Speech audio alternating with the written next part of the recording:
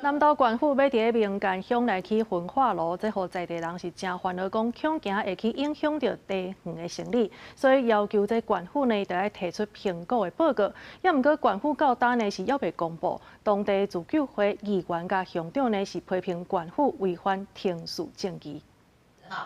暂缓环评。 守护茶乡。南投民间乡的乡长、南投县议员针对焚化炉设置的问题召开记者会，因指出目前台湾有超过一半的手漆茶，茶米拢是对南投民间乡来的。自从县府伫咧去年公布，甲民间乡选做优先起焚化炉的地点了后，地农就真烦恼地园受污染，要求县府爱提供完整的风险评估报告。毋过到今一年过去啊，拢无消息。 南投县政府环保局呢，我要求说你的空气品质模拟影响分析，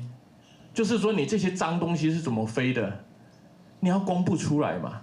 他完全没有公布。 另外，由南投县议员批评县府安排伫咧9月23先开宽屏，9月29才办公听会，顺序根本就颠倒变，无定时正义，而且佫限制民众伫咧宽屏会顶悬发表意见的时间，认为政府只是办一个形式尔。但很遗憾哦，我们这一次看到的我们的这个环评会议呢，一个人只能够发言3分钟，而且是要以一面对很多的专家学者，然后只能够有20个人登记。至于环保团体在质疑为什么没有经过相关的健康风险评估，那我想依照相关法定的程序，一定要先选定场址，